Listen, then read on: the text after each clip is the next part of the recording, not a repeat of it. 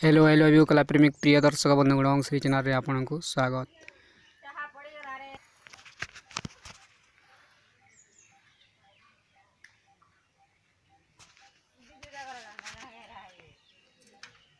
एबे देखिबा आमे दिरजरा फूल गछ दिरजरा फूल गछ या को मधुमालती गछ कह जाय थाय। मधुमालती फूल यह बहुत नरम फूल अटे और बहुत ठंडा होता है। खरा मासरे फुटी थाए, चैत मासरे सब बेले मध्य ये फुटी थाए। यह राति समय रे बहुत महक होता है, बहुत सुंदर देखा जाए।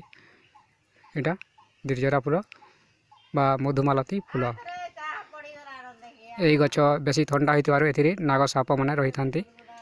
अनेक प्रकार साप यही गछरे लतारे रही थांती।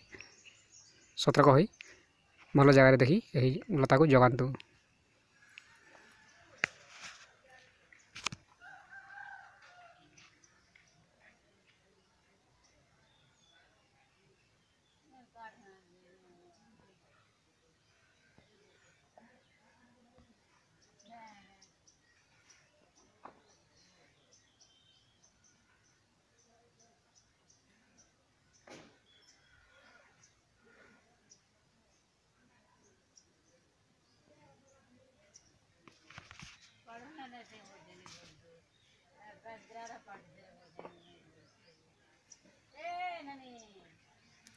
समस्त देवादेवी पूजा रे यही फूल लगी थाए।